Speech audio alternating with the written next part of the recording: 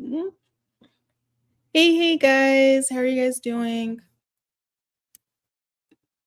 Hopefully, you're having an amazing Sunday. This is the last day for the Empower to Thrive Summit. Woo, woo.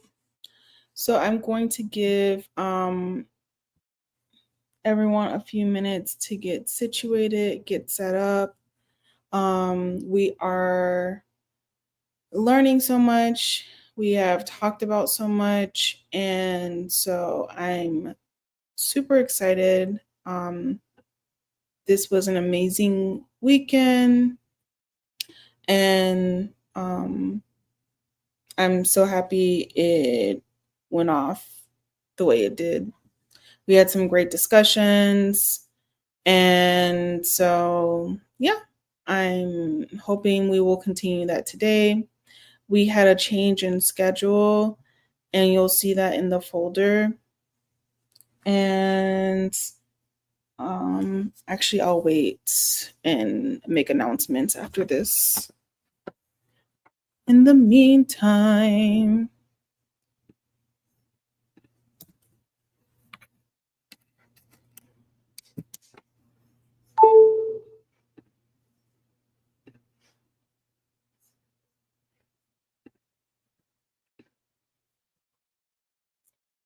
so we'll come back at like 12:07. In the meanwhile, we will listen to a bit of music until everybody comes in.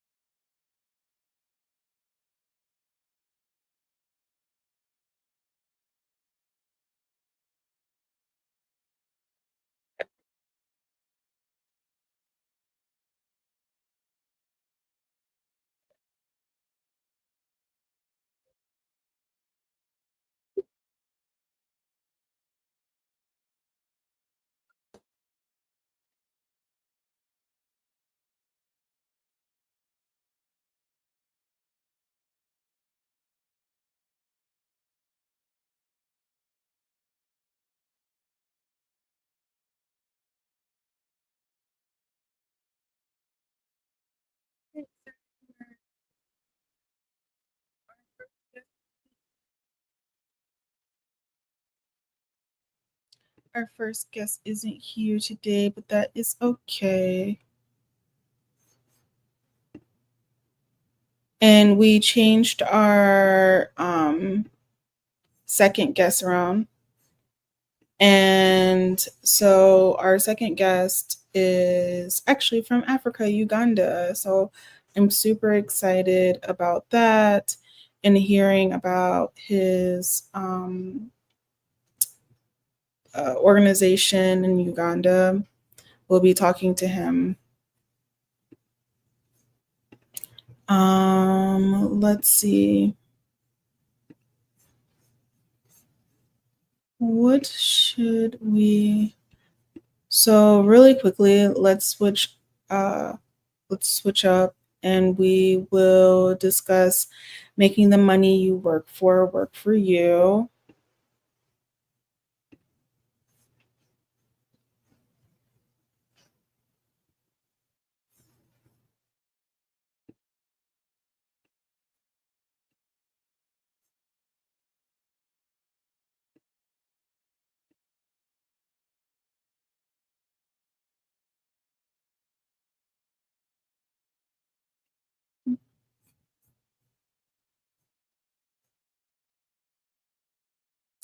So,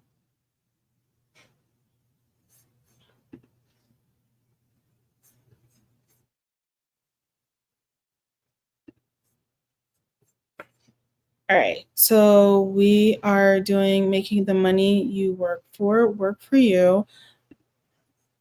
Let me get our questions out.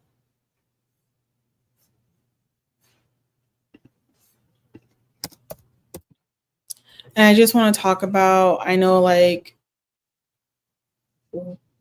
people are not the best with their funds, me included. Like I'm not perfect, and so like this is something that's important. As my mom said the other day, we lost my dad very suddenly, so I think it's important to have financial literacy in terms of like always being prepared and not feeling like one thing's going to be do or die in terms of you going from being stable to unstable. So I have some questions for us to think about. Um, I kind of wanted Queena, I think is coming, but just us to think about like our financial health because we went through mental health and physical health and we went through things like nutrition. So this is something that is just as important to our everyday life, especially because we live in a society which requires us to make funds in order to survive.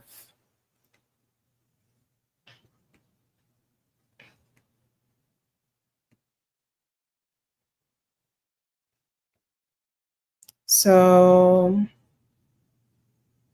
the first question is, do you have a budget? That is our first question.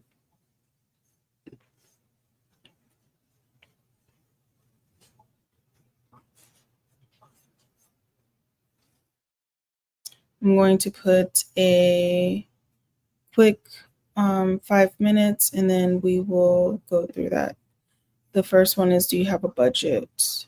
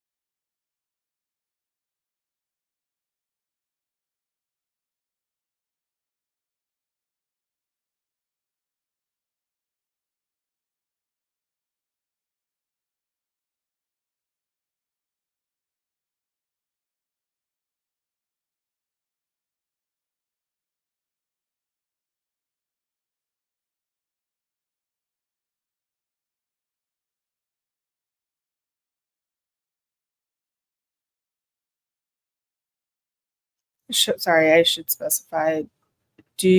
How would you describe your relationship with money, and do you have a budget?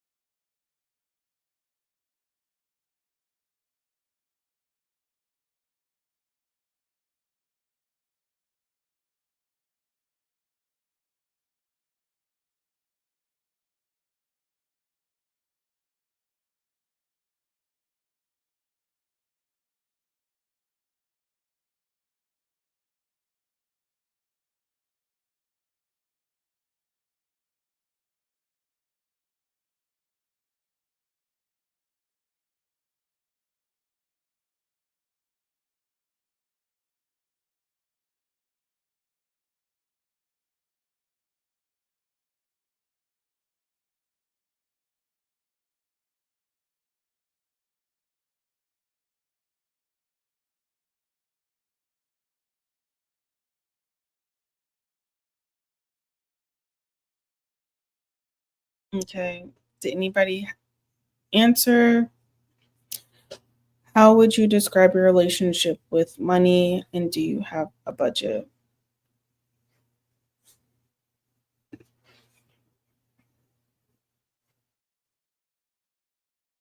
So for me, I would describe my relationship. Oh, okay.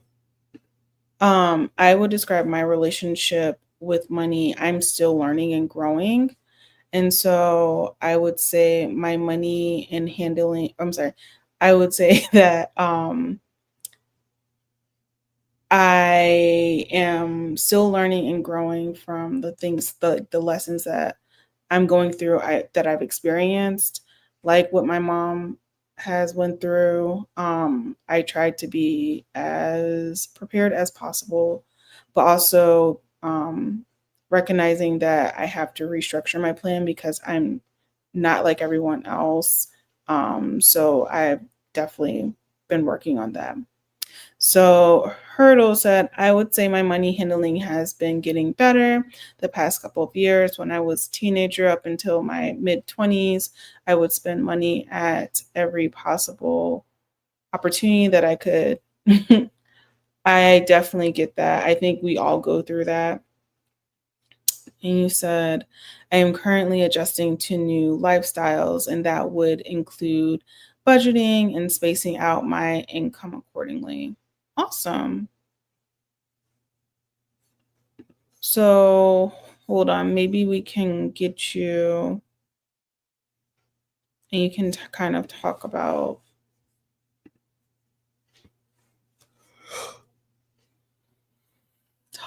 that. Hold on one second. We'll go to the next question and go on that.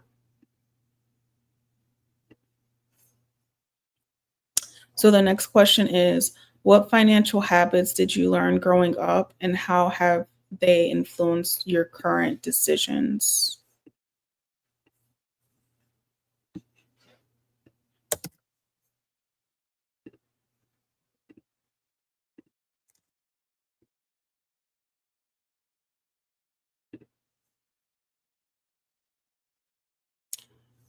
What financial habits did you learn growing up, and how have they influenced your current decisions?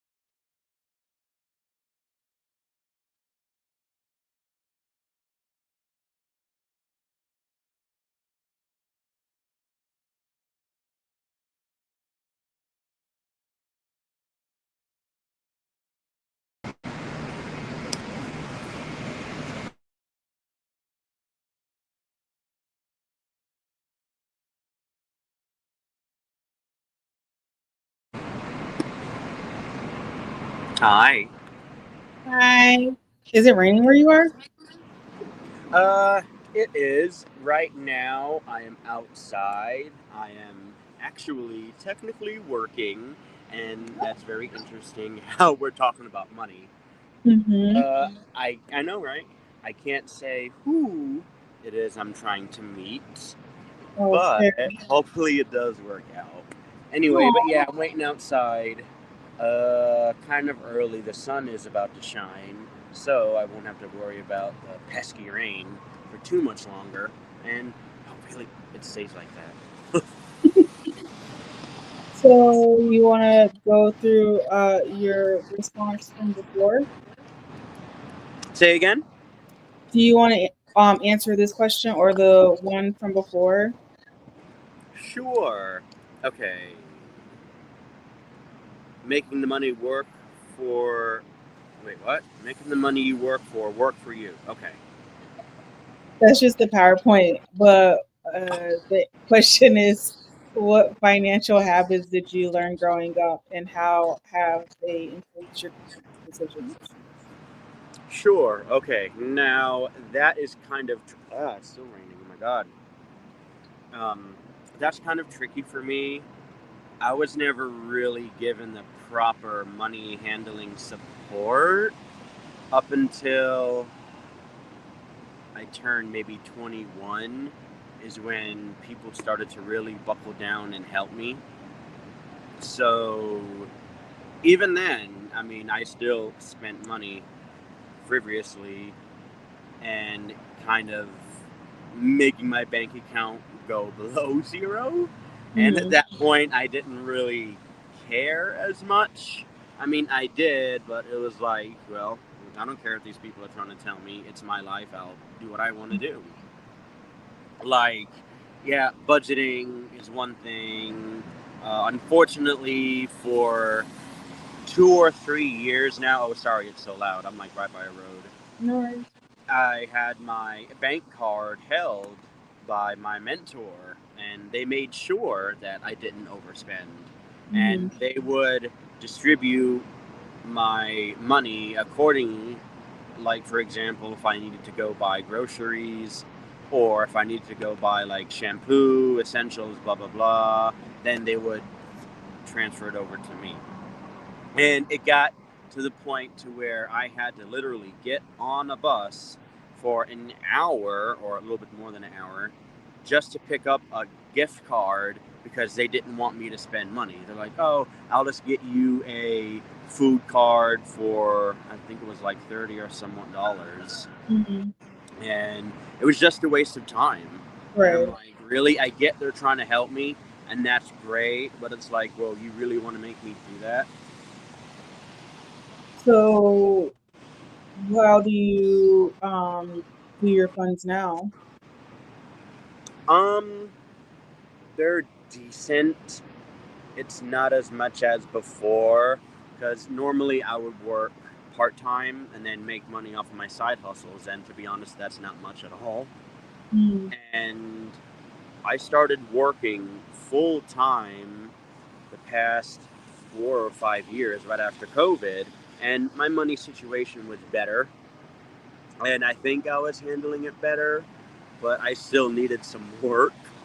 Right. And now the job I have is a little bit less than part time. I consider it kind of seasonal because I'm not getting very many hours at all. And Mm. then since I moved, it's harder for me to do my side hustle, which is get autographs. And opposed to before, I lived downtown, which is the central hub area of everything going on. And now I have to travel 30 minutes each way on a bus, so Right. it's just a little bit harder, and my I have a lot more bills now. When I lived in my other place, of course, I would have the rent, which is like a third of my income. I would not have to pay for internet. I would have to pay for my cell phone, and I didn't pay electricity or water. Mm-hmm. But the new place I'm in now, I do have to pay for internet, which is 90 somewhat freaking dollars, cell phone, rent, and now I got to pay for electricity now. Not water, but it's like my situation is kind of I wouldn't say, well, yeah, it's gone down, but I'm sure there's a way to navigate through all that. So, how if your income is variable, how are you? Say again? I said, if your income is variable, how are you navigating ensuring that all of your bills are paid? How am I doing it? Well, Mhm. I'm making sure to pay my bills ahead of time because I learned that you could actually do that. Welcome to Adulting 101. Right. So I paid for my rent a month in advance whenever I had the funds available. And then what was it? My internet, I put down a deposit on that. I think it was like $25 or whatever it is I could spare at the time. And just really micromanaging what's coming in and what's coming out. Okay. Well, we're like, so you said, do you know how much? Say again? Hold on. Mm, have you calculated how much you're bringing in? Uh, kind of. There's not really a set amount at the moment. There is and there isn't. For the job I have at Building Pathways, I'm a teacher assistant. That pretty much is a set amount coming in twice a month. I get paid bi-monthly. And if I Oh, want to pick up any other hours, then I'll just put it in my calculator and really figure out, okay, well, I'm getting this much an hour. That's how many hours I worked. Take out taxes and whatever else that the government takes out, and mhm. then plan my bills ahead of time around that. And then as for the stuff I do on the side, it's never a set amount. It's like, okay, if I get this, it could be $20, or if it's a good day and I get more than what I expected, it could be maybe $50 or more. Mm. But you say you can't rely on that. No, no, no, no. Have you tried like other side hustles that might be a little bit more reliable? Say Like again? incorporating other side hustles that are like that you can. Oh, yeah, absolutely. And for those of you that don't know, Jerica and I have been working together with other people on a team, and we've been brainstorming different ideas to get more of an income coming in, Mm, on top of finding ways to sponsor and fund our missions, because we mm, want to go different places around the country and do different things, and it's hard. It's really hard, like yeah. when the funds are not there. I mean, we're trying to put in proposals, ask for grants, but Mm, also trying to pull in funds from our personal accounts. I yeah. mean, if it comes down to it, we technically have to use our personal money to fund what it is that we want to do. Hmm. Yeah. So if anybody wants to assist with that, um, Yeah. yeah, because we have our grants and proposals coming up. Well, we've already put in a few proposals, and Yeah. we also have a, um, Sorry. Hang on. some that we've already completed. Right, right. Here, let me stand up for a minute. I'm like sitting down. Okay. Well, Ugh. Oh my god. so we will go to the next question really quickly. What emotions do you associate with spending, savings, or budgeting? I'm sorry, I'm having a hard time hearing you. Can you put it in the chat so I can see it on the screen? Yeah. Again, I'm outside and I'm next to traffic, so I can't really do anything about that. Okay, what's It's this? okay. What emotions do you associate with spending? What do you mean? So how do you feel about spending and saving and budgeting? But give us like we're gonna do 5 minutes so that everybody can like follow along. So 5 minutes and then you can answer, okay? Oh, yeah. I'm definitely down for budgeting and like learning a new way of living, I guess. Wait, Huh? give it 5 minutes. Give us 5 minutes and then we can answer, okay? So that everybody can write it out. Oh, Yeah. oh, my back. Ow.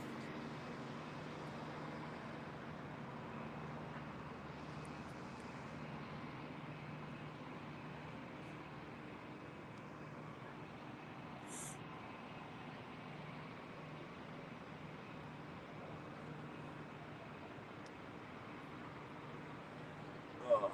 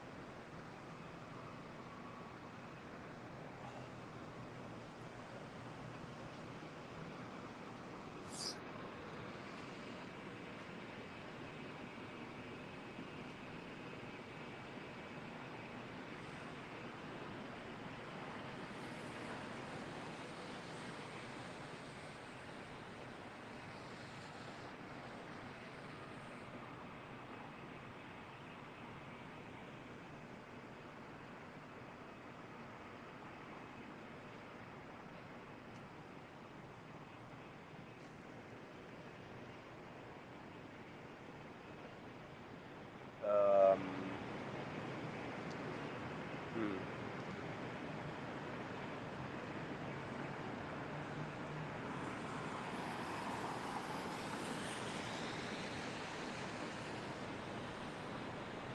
Hmm.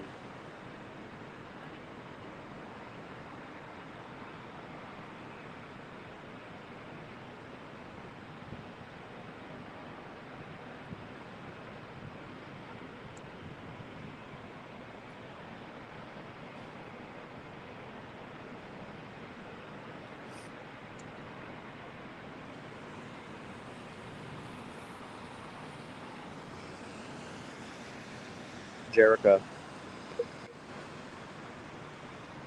Jerica. Catering. Yes.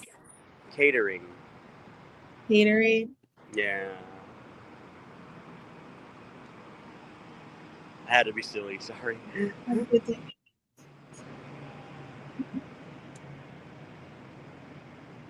Uh,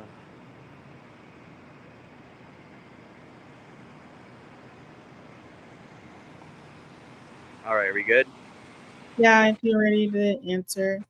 Okay. All right. Emotions.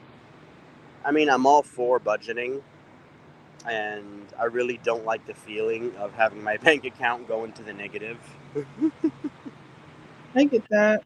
I don't like that either. So, Yeah, like, I mean, who would? what do you do to make sure that doesn't happen? Yeah. Sorry, let me get my umbrella here. Emotions with spending. Yeah, it feels good. Feels happy, or I'm happy to spend for the most part. Um, but really, I only spend when I really, really have to, or if I really. Why is my umbrella not closing? Hang on. So, he said emotions like nervousness, depending on how expensive the purchase is. And I think that's a valid experience. Yeah. Especially when you get older because you feel like you don't have anything to hold on to. So um, I know like purchasing my first car, like you always making sure that you have enough money and stuff. So Mm-hmm. that's a good thought. Thank you, Timothy. Let me put in my headphones. It might be easier to hear you that way. Sorry. Bear with me. Mm-hmm.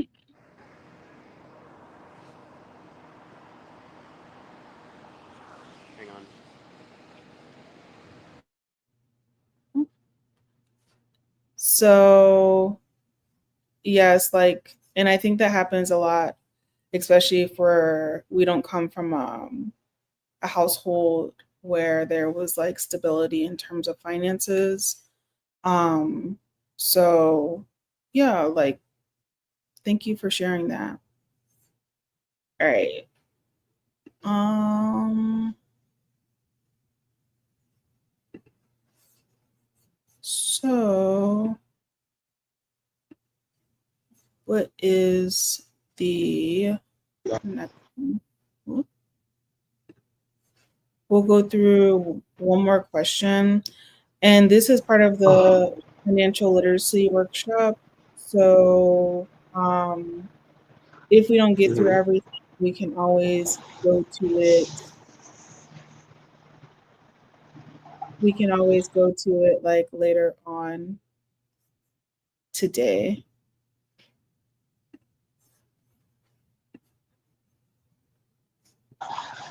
Emotions like nervousness, depending on So at how 2 p.m. expensive the purchase.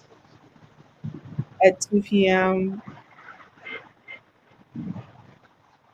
Oh, and Timothy, sorry, I didn't see this one either. Determination with intent to meet a particular goal, even if I fall short. I love that.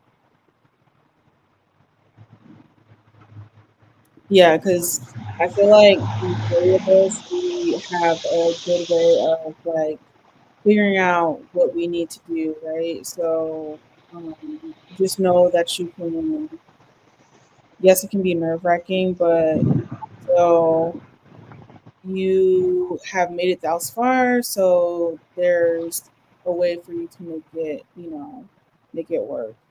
You just kind of have to be creative. And Black Girl Rolling said anxiety when it comes to spending. I also get that because you also want to hold on to funds. Um, and Timothy and Black Girl Rolling, do you guys want to like expand on that? Oh, sorry. Here you go. You're on mute. Hi everyone. Hey. I well, as you know, I received as as I was Social Security, so it could be really nerve wracking for for me when I'm trying to decide what I want to spend my money on. Because it's limited. Yeah, and if you're receiving answers, I don't really have stability. Right. I think that's a valid reason too, because there's such limitations on how much you can actually make. Mm. So trying to get ahead with that can be um, Or even just having add as- assets. But that's what things like, the able count come in, which is basically savings, a, a savings account for people who receive social SSI or SSDI. Yeah, I was hoping you would take some time to talk about that. I don't know if I should start the PowerPoint now or if we should do that at 2. Uh, Because our guest is, like I said, coming from Uganda, and it's 8 o'clock over there. So I want to make sure that we're on time for. Mhm. But what we can do is like go through some of the questions. Hold that thought with me because I did want you to go through it with the PowerPoint, okay, you and Shane, and we could like talk about that. Um, okay. but let's go through Yep. a quick, PowerPoint here. yeah. All right. So actually, we can start the PowerPoint. All right. So making the money work for you, or in this case, like Queen was saying, disability as well. Um, whatever money and funds that you are coming into, making sure that you make it work for you. So approximately 78% of Americans live paycheck to paycheck. As Queen was kind of talking about, being kind of nervous about, where your money goes. But I think that's where taking control and having a budget to kind of assign your funds to where you need to go is important. So, financial literacy is the ability to understand how to manage your money. And then financial independence is the ability to be able to sustain yourself. So, like we were talking about before, making sure that we kind of build ourselves up to have the funds in place to make sure that we are stable so we don't have those feelings and emotions of anxiety and nervousness. So, a few definitions. So, credit is the ability to borrow money now and pay it back, often with interest. Of course, good credit helps you qualify for loans or lower interest rates. And then savings is the money you set aside for future plans, such as wants, needs, or emergencies. It could be vacations, it could be a big purchase, like we were talking about, such as a car or a home. Now, a net income is the amount you take home after taxes and deductions are subtracted from your paycheck, whereas the gross income is the amount of total earnings before taxes or other deductions. Shane or Laquina, did you guys have anything to say or add?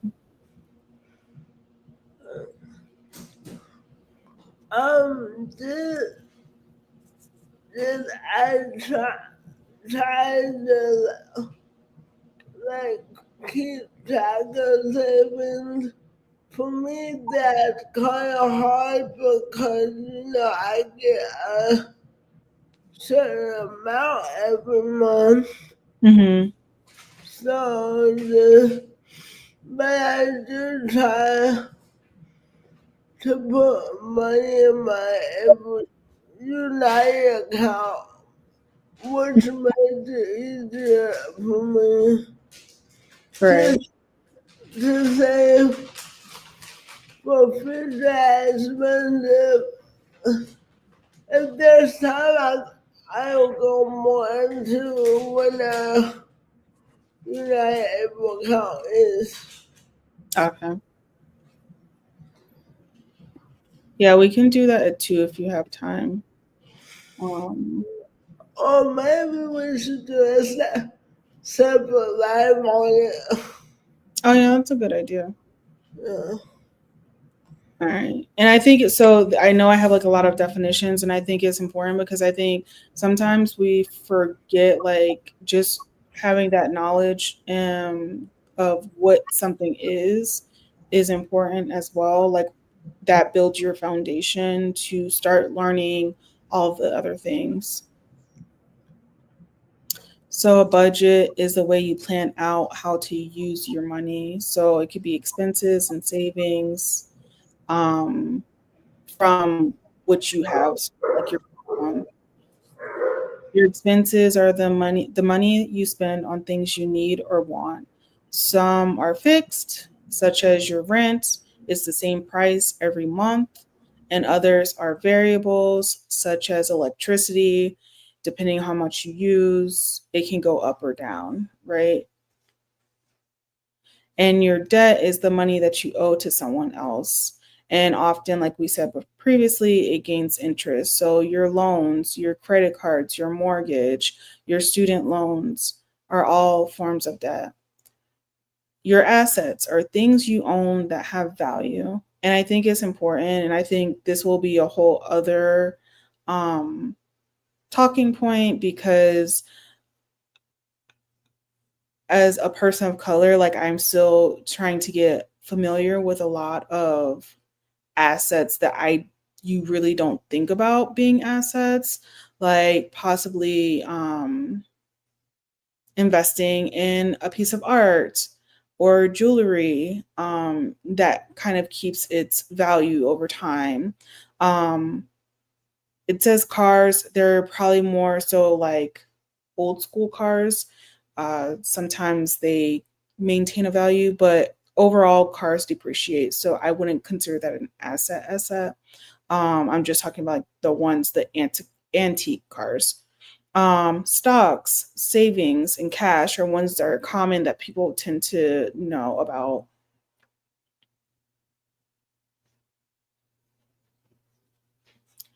So then a few other definitions is having a will.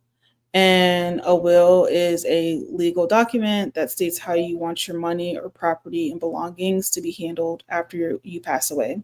So I know my mom kind of touched on this and how my dad passed away, and we kind of had to essentially scramble because, nothing was really planned. So, like, having a will is important, so that your family knows what exactly to do when you pass away. And I think that this is definitely important, right? Like, you don't want your family having to mourn you and also figure out how to sustain their life if you were the provider, but also how to sustain your life, even if you weren't just the provider, like, even if you were contributing to the family.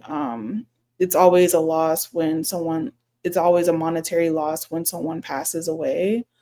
And then not just, even if you aren't using someone as a monetary even if you aren't using someone in terms of income, there's still so many other bills that go along with passing away that you want to kind of make sure you talk about upfront. So, burial, what's going to happen when you're buried, or when you pass away, in terms of like, how do you want to be buried? Do you want to be cremated? All of that stuff is important to let people know ahead of time. Um, so from there, we have insurance.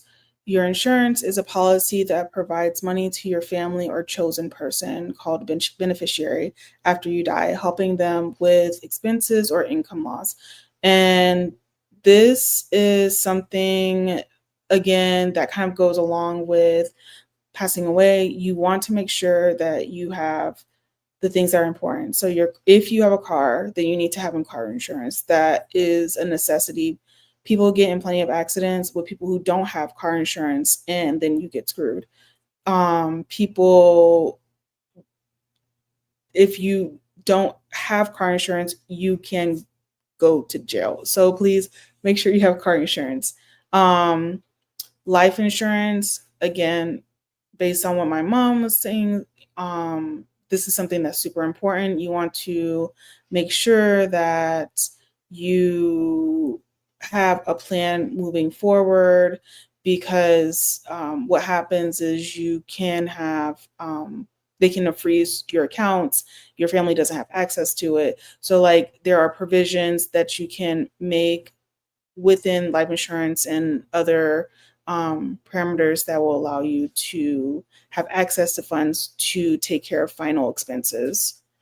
And then if you're renting, and I meant to put this, if you're renting, it's one type of insurance. But if you have a house, there's house insurance. So making sure that you have that in the event that something happens to your house. And there's a lot that goes into having housing insurance as well, or renter's insurance, but it protects all of your assets, not all of them, but the larger pieces of your assets in the event that you don't, like maybe there was a flood or a fire, something that damages your home. And then if you have a business, of course, there's various types of business insurances that we do not have time to go over today. I will make another video as well. So Fair, Isaac and Company is FICO, measures credit risk and credit worthiness. It's actually a data analytics company that was put on by an engineer and a lawyer, and it's based on your credit history. It ranges from 300 to 850, and it's available on Experian, TransUnion, and Equifax reports. I will save my opinions on FICO scores, but there's a lot that goes into that scoring system. However, with that, you can do your part to ensure that you have a high credit worthiness, right? Because if you're starting to become an entrepreneur or you are looking to make bigger purchases, then this is something that's super important for you. You want to ensure that you're paying your bills on time, your credit or your debt on time, and kind of assess where your debt is. And like I said, there's within FICO, there's like a whole other breakdown. So we'll go through that at a later time. Quina, I know that you have your credit card. How do you feel about credit and all of that? We can't hear you. You're on mute. It could be nerve-wracking, but I try to keep track of how my debt accumulates.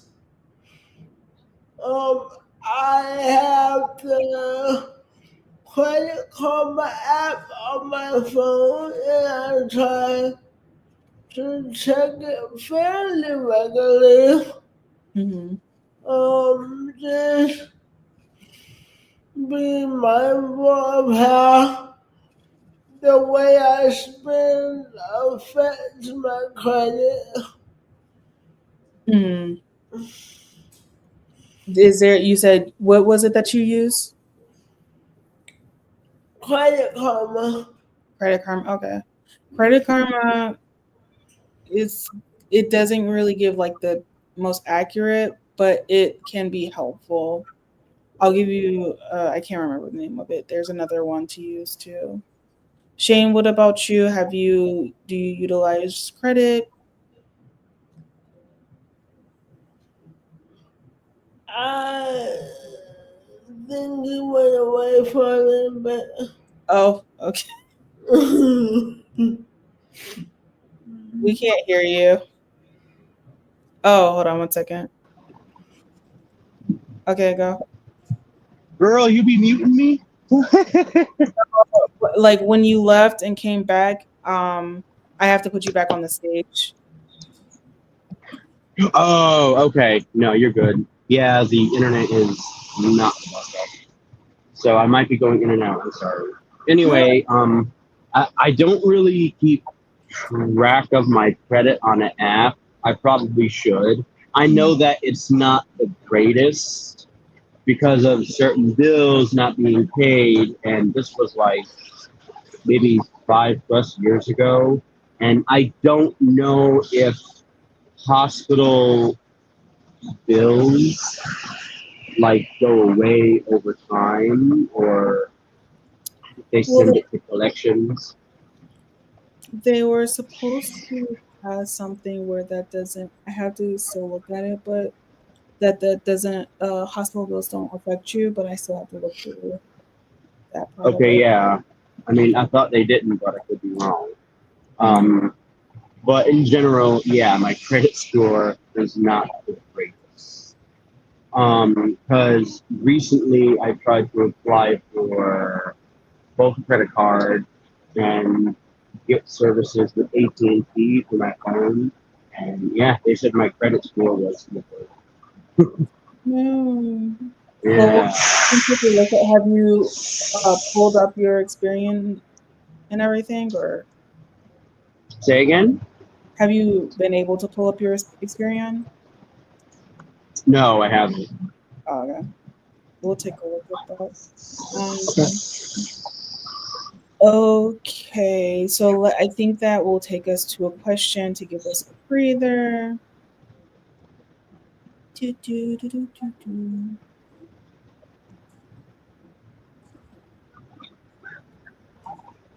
Do, do. So when do you feel most in control of your finances, and when do you feel least in control? This might carry us into the next time. We'll keep going until our guest gets here. I'll give everybody 2 minutes in case our guest comes.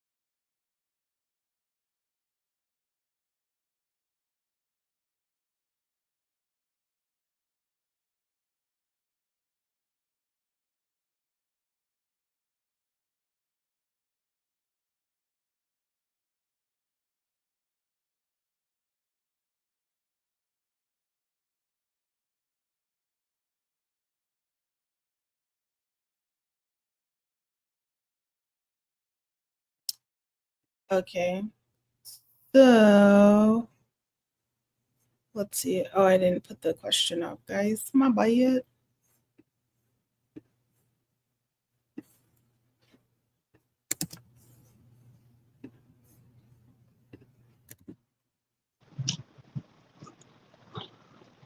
Okay. When do you feel and when do you feel most in control of your finances and when do you feel least in control? Was that the question?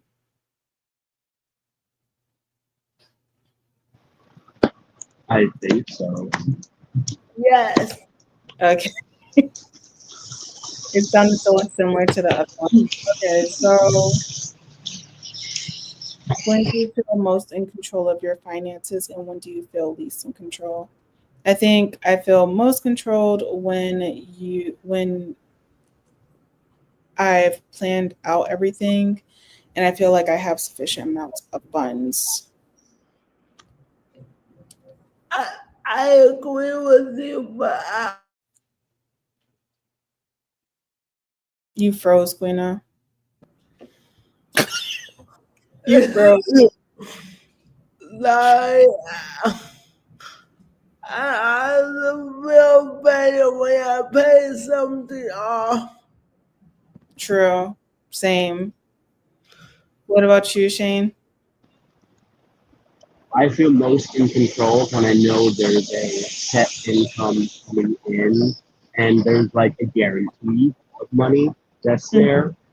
And then if something happens or like more money is spent than what should have been spent, then, well, even if it is not my fault, like if something happens or a transaction of a withdrawal of something, I don't know, like Hulu or Disney, something like that, gets taken out, and I don't even like recall being subscribed to it.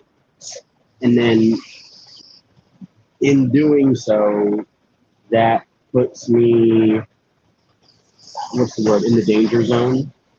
And so I just feel really helpless whenever something like that happens. So you're saying It, that you huh? say that again? You're doing what now? No, it rarely happens, but all I know is that I feel helpless when it does. Hmm. So what I'm hearing is you said that you when you have funds and it doesn't cover something?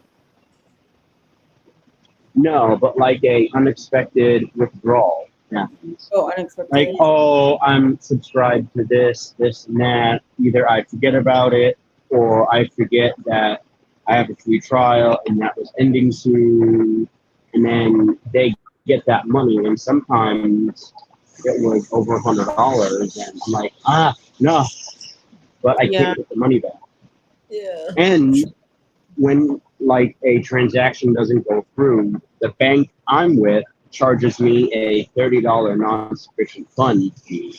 And a good amount of the time, you can't get that back. So Right. I've had times to where someone or a company has tried multiple times to take out the money, and that racked up seven or eight $30 charges. Right, right. Yeah, so I know I've had that issue too. Like, one thing that I do try to do in terms of remembering to take something off is I do try to put it in my calendar. That's helped me a lot more, and I always do it before. Like, I always do it before that due date, so that I don't Mhm. like forget. Because Yeah. if I don't see it that first time, if you make like two of them, usually I'll check it the second time. So I do try and do it ahead of time. Am I perfect? No, but that's something that I've added. Um, and then one thing that um, I think is helpful is to like have more than one account. And this was told to me by a friend, but like creating multiple accounts so that you know what's going in. Because I think a lot of us we just have like that one designated account and then that's it. You don't like think about it anymore.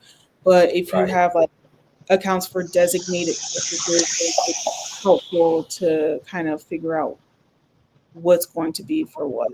So, especially if it's like, if it comes down to like your expenses, like things that you absolutely need to pay, I would say that should be just its own account. Things that like you can't do without, like your rent and all of that. And then another account, and that account is the one that you utilize for what ifs. I call it what ifs. So Yeah. I think that's a good, and then also having like an emergency and savings. Right. That's pretty much it. All right. So, Yeah, I know that people who are, I guess, a little bit wealthier have multiple credit cards. Like in case one gets maxed out, then they can fall back on their MasterCard or their Visa. yeah. I don't know if wealthy people would do something like that. But usually they have multiple credit cards because of the benefits that you get from them. So like if you get like mileage on one, and you might get, I don't know, a percentage off, like they utilize that as a tool to either earn extra money because you're saving on your mileage, or something else. What is that? Okay. Your plane, like your plane mileage or whatever. So you're saving in that form. So they use it almost as like a way to save. The reality is people who are lower income, they don't have that option because they're not getting the best deals. And that's where credit worthiness becomes like a need, not a need, but like something that you probably want to take advantage of working on. Even though it's very arbitrary and very biased, but yeah, so for people who tend to be lower income, they use it as almost like an extension of their paycheck. And so then you get into like a vicious cycle of like, oh, okay, well, I still have to pay this off, and that's like a whole other piece of debt, which is like not helpful for you at all. So Yeah, I get it. let's see. So we'll go to this. So savings, you want to have a savings. There's three types. There's your emergency fund, in case of money saved to cover unexpected expenses such as car repairs or medical bills, which is kind of, people tend to say like 3 to 6 months of your salary or how much you're making. You should be able to save that, but for someone who is living paycheck to paycheck, that might be hard. And we'll kind of go over that, but like, please make sure that you save something, because that's usually when people become the most unstable, is when they have an emergency fund. They don't have an emergency fund. So they're pulling from the next paycheck, which they actually need for something else, like say um, food and their rent and stuff. Um, so then you have short-term savings, which is money for your smaller wants and needs, so maybe like a vacation. Long-term savings is more for like larger needs, like maybe retirement and a house. So what is your goal? It's to keep the debt low ahead of time, lower your credit card in debt for college. And so this is something that's really important. Do not take out a lot of debt for college. It's I don't want to say it's a trap, but it's not helpful at all, right? So you are kind of left to fend for yourself, like after you're done. Shane, can you mute yourself?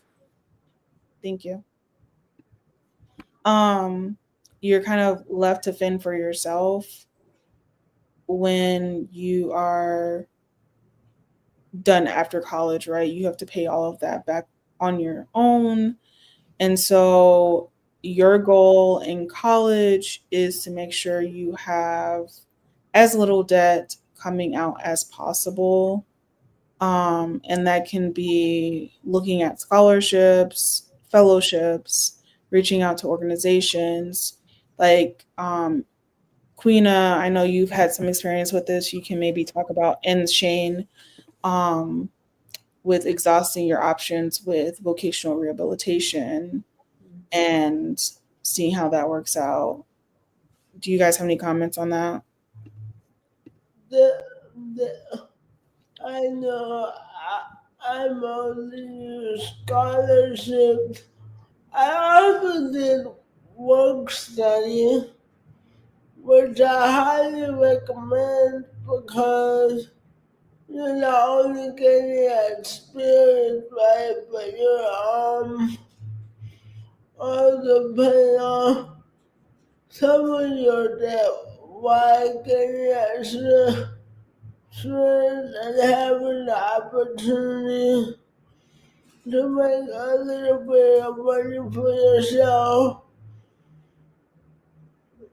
too. Hmm. You said, what was it? Internships? Work study. Oh, work study. Yeah. So, federal work study, that is like a tool. Like usually, it's on campus positions that you can get. You have to qualify for that. So definitely look into that because I know I worked at the financial aid office. And Queena, you said you worked at where did you work? I was, that was when I was the team manager for agriculture softball. Hmm. I know I don't talk about it a lot, but that that has made it bearable, and my boss is really nice. Yeah, like that was a whole other experience with college. Which we will not get into now. Uh, Just to bring it back. You're like, really? So yeah, so like I would say I liked my time, and I know I've shared some of my, like, I don't think I shared all the positions that I had in college, guys. Like, it was kind of crazy. And But say it again, Queena. I also was a tutor, but that was a federal work study. That was just a part-time job. Oh, okay. Yeah. So majority of mine were part time. I think the only one that I had um that was federal work study was the financial aid department. And then I I think I talked about this. I know this is an aside, but I talked about like working at like Save a Lot, which is like a grocery store. And I actually, so I transferred that position, or maybe I didn't get into that, but um, I went from, I think, Movico to, which is like a movie theater in my hometown, to Save a Lot. And so I spent like the rest of my high school time and my college, like I would say maybe like two, maybe a year and a half. And so I had been there, and then I did the federal work study. Um, I feel like if you're going to do federal work study, do something that you kind of have an interest in, Yeah, because there's things. or something that's related to what you're studying. Yeah, I mean, it doesn't necessarily always have to be related. Either you're going to gain, this is our motto, but like gain an experience or a skill from it, or you know make sure you are in your related field, because that should be another goal as well, is like making sure you get as much as experience as you do going to college.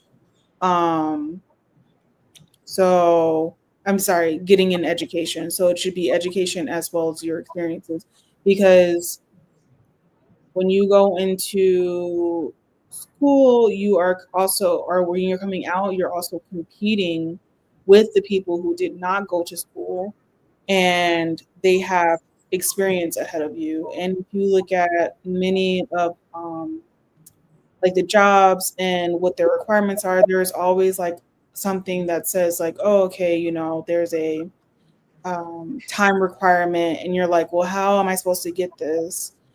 Be strategic, remember to find different experiences, whether it's research or, like I said, making your own experiences,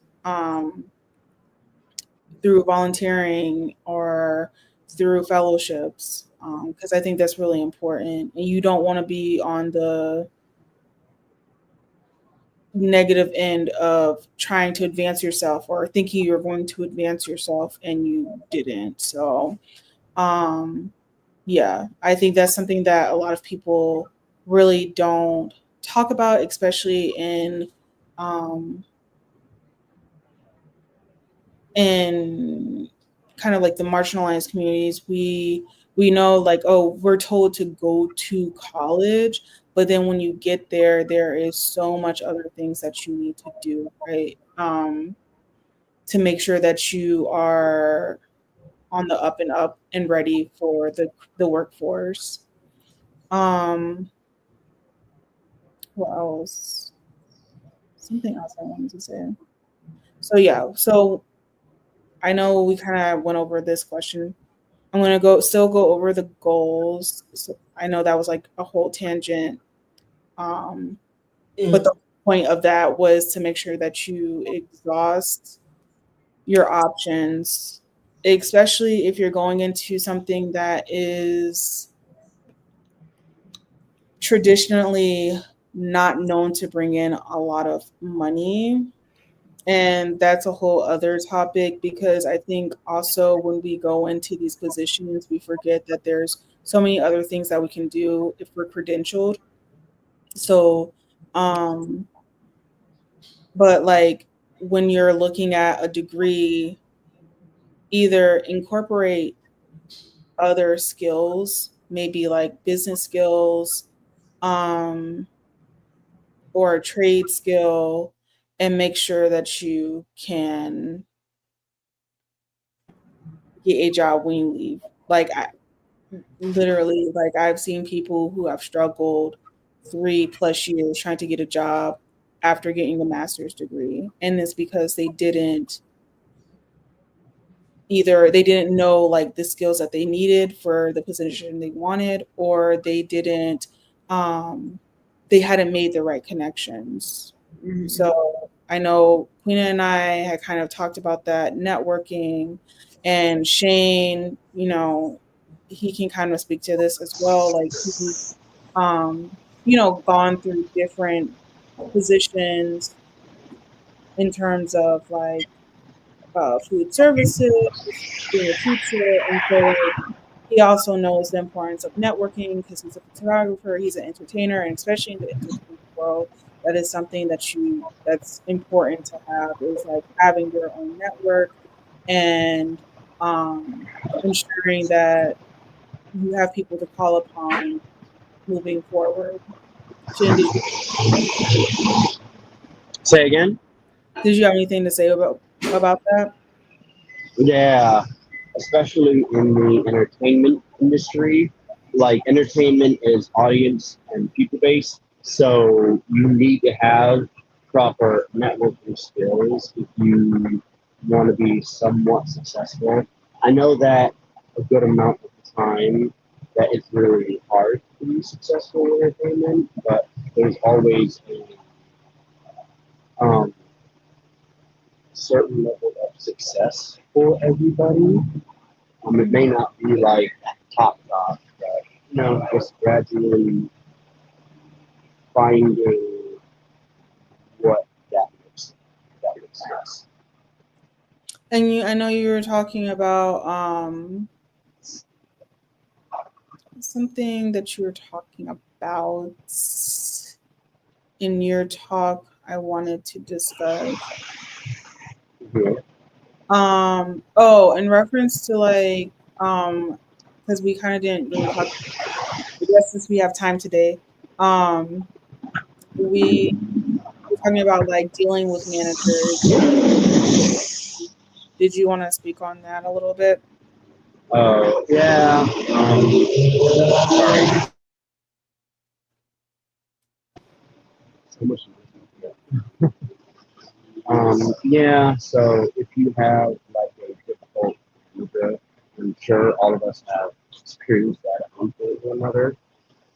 If it gets really, really bad to the point where they discriminate against you for either race or having a disability, then try to either go to HR. But even then, that what happened? Oh, you got rid of this. Okay. So I'm kind of on the fence about HR right now because I'm starting to hear and see different messages and experiences saying HR is all about protecting the country, not about you. I mean, what are your thoughts about that? Um, oh, For I example, okay, and even with the open door policy for different businesses, yeah, that's great and all, but I'm starting to see that they're going to say, well, you're the problem. You need this, not us. so I do believe like human resources is there to protect the company. It's not has nothing to do with protections for you. Um, Mm, you and so like a lot of the times that's when you kind of have to like protect yourself, like get ahead of the ball, if you will. Um, yeah. so I'm trying to think like I know for instance, right? I've seen I've seen a lot of instances where people go in with good intentions to like talk to their um, to human resources about an issue. And in one instance, I feel like yes, it can be helpful because if you document the fact that hey, I reached out to you guys, I made you aware of X, Y, and Z, but you have to be meticulous in creating a paper trail for yourself, and then also um, you have to realize yes, they're employed by the business, so they're there for the business, not for you, but you also can utilize them as a resource. You just have to be careful about it. Queen, what do you think? Right. You're on mute.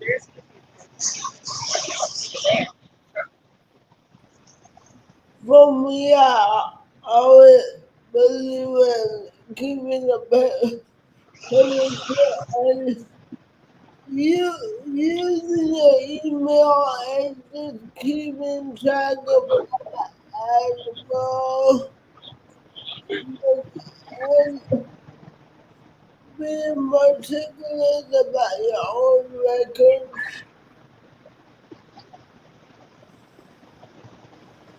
because no one's gonna protect you like you can. Also, if you can keep a journal of what you talk, so you know when to follow up and who to follow up with.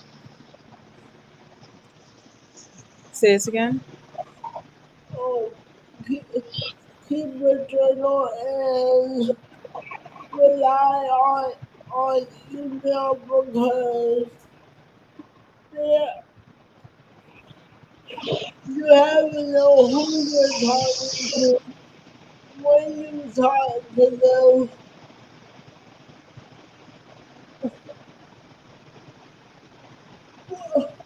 What you know, what did they tell you to do as far as next steps? And you have to keep track of you have to keep track of names too Yeah. because Hmm. What sometimes names, but dates and what was described, like describe the situation. Because if you have to go into telling someone else, you know, like accurate information. So Yeah. But anyway, Jerica, to finish off the question, yeah, I mean, if you feel comfortable going to your HR or your, trying to think, what's the position above manager? Like owner or something? Because I know certain companies, do you have someone above the local manager or maybe district manager? I don't know. hmm. So maybe go to them if you're experiencing like major issues. Um, or possibly talk to people in your inner circle and see what they say to do. Like, oh, well, I would do X, Y, and Z, or if it really comes down to it, you would leave the company.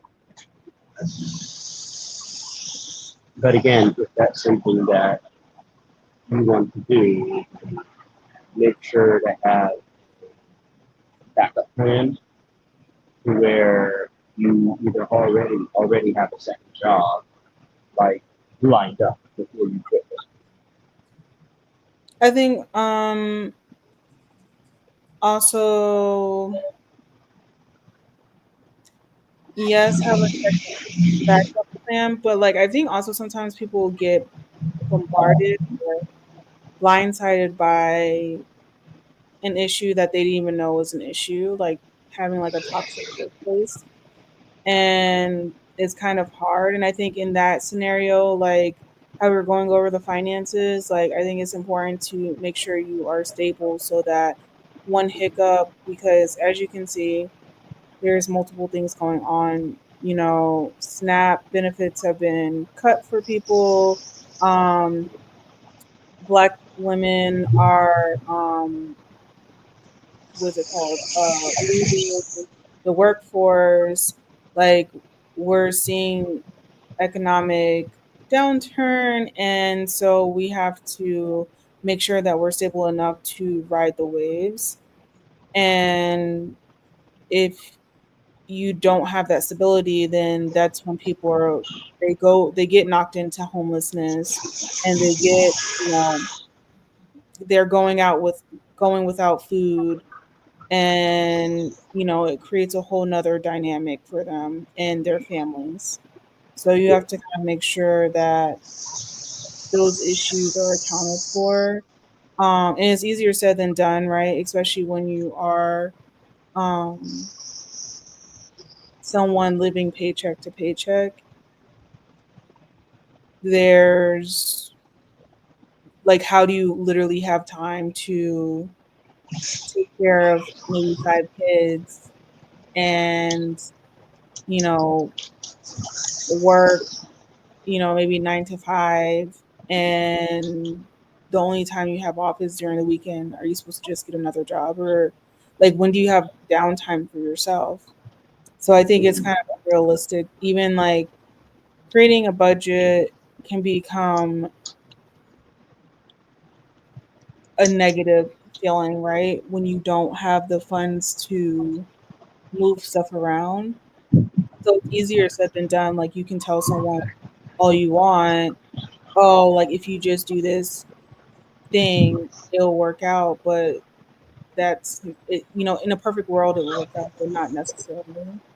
So Mhm. that's pretty much my take. But at the end of the day, we have to take control of like, what we can control when we can control it. So like having those extra funds to um set aside and say like, okay, I'm going to put 500 away, um if I have 500, or I made an extra $30 putting it away, and I know $30 seems like nothing, but like if you put it in like a savings account and you don't touch it, like it'll go a long way over time. So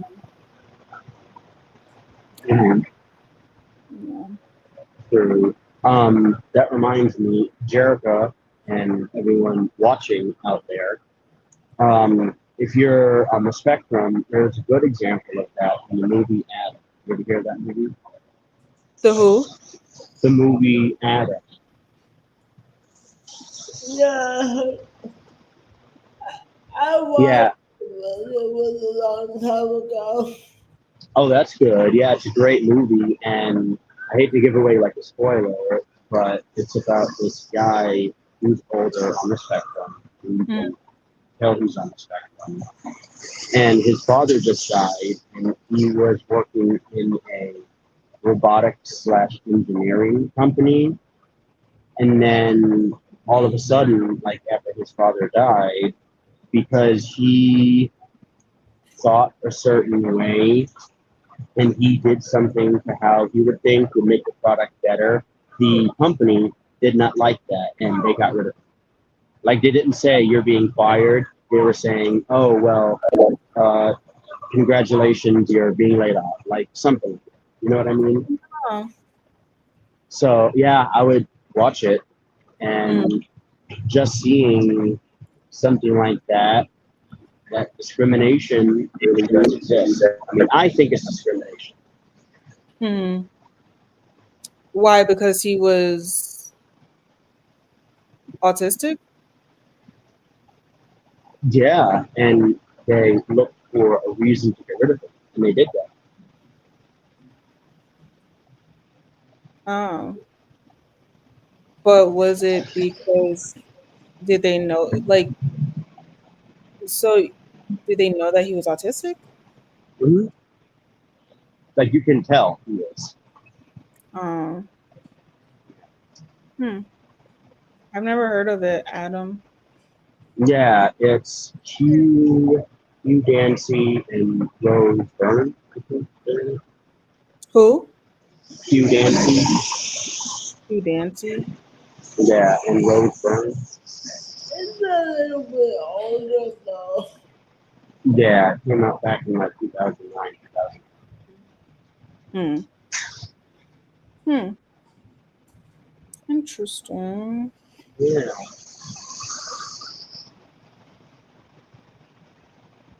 Let's see.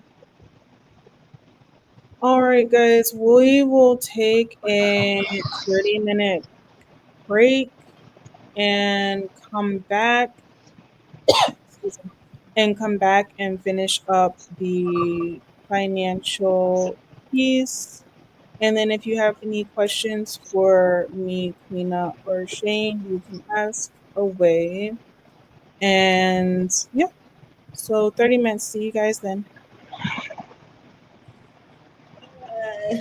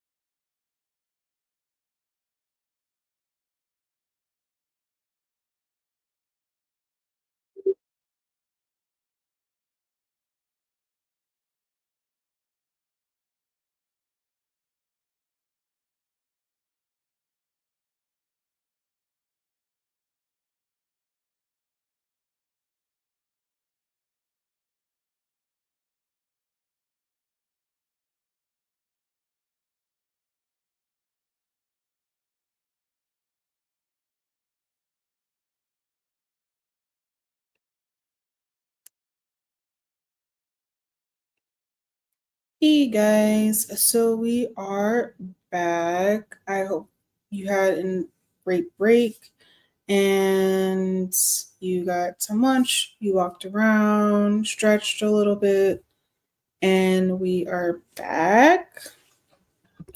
So, our other guest that was in Uganda, he was having some technical difficulties.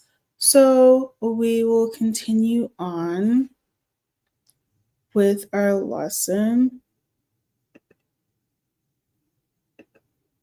Oh, also don't forget to you have your folder.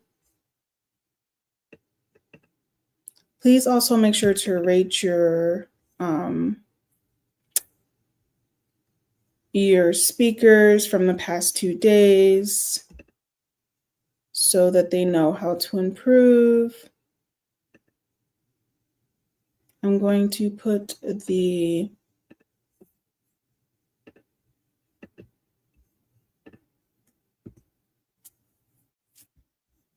folder in place. All right. So we'll go to our next question.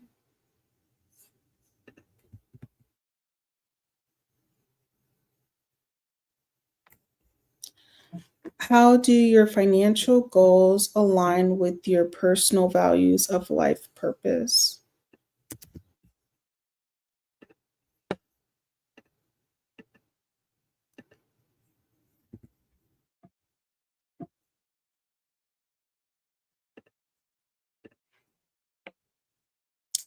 How do your financial goals align with your personal values or life purpose? And I'll put some music on, 5 minutes to reflect, and then we will go from there.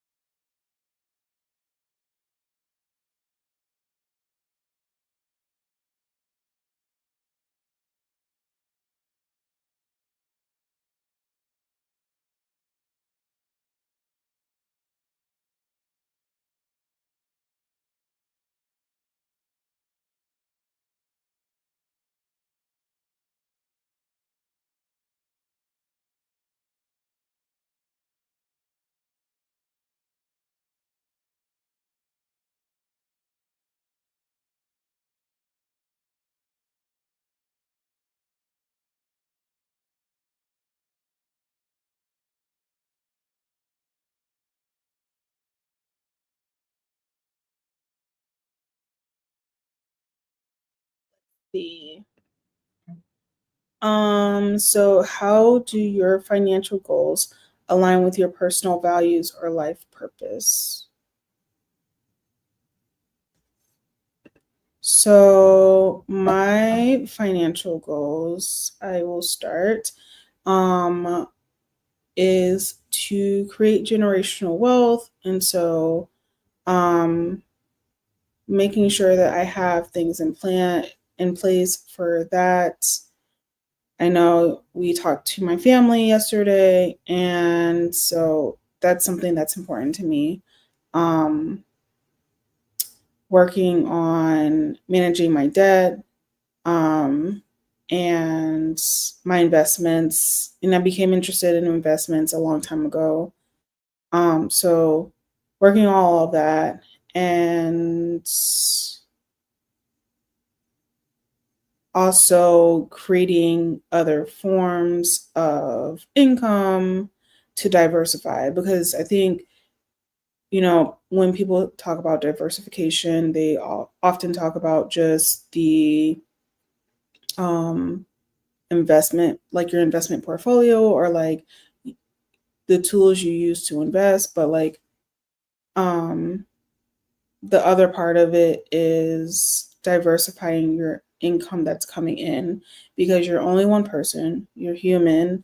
And so what if something happens to you, you burn out, you want to be able to have the capacity to, turn onto one of your other incomes and say, I'm going to just focus on this for a second and maybe pour into that if it's something that you truly enjoy.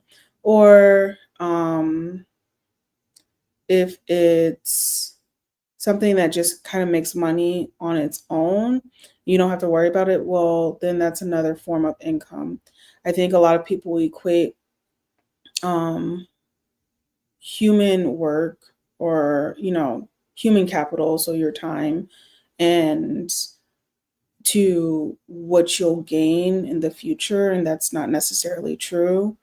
It's the fact that you need to be able to create other opportunities with the work that you're doing now, because again, you're only human, you'll get sick, things fall apart, unexpected occurrences happen. And so you need to be able to say, you know what, I either need to take a break or I need to pivot into something else. And so I think that's important to do. So we'll go a little bit into our PowerPoint, and then we'll do we'll do one more question, and then we'll go into our PowerPoint since we have time.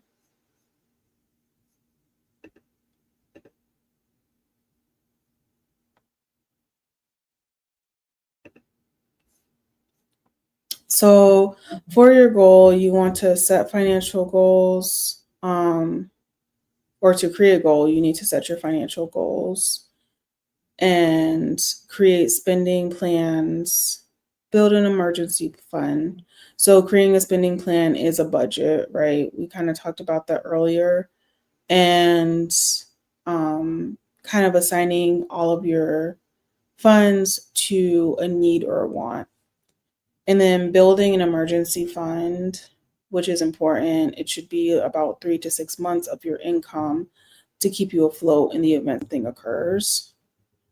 And paying yourself first, which is very important. And when you're talking about savings accounts, you want to start pooling your money together and setting it aside. Stay on top of debt, and we kind of discussed that, making sure that we are paying and managing it to the best of our ability.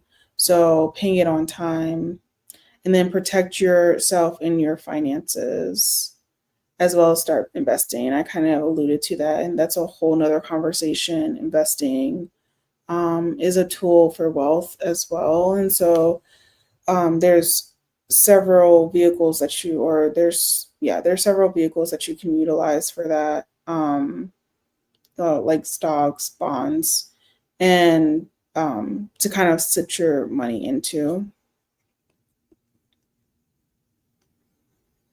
So, I kind of talked about like what can you do in reference to savings, and Queen has said that she's going to try and do like a whole other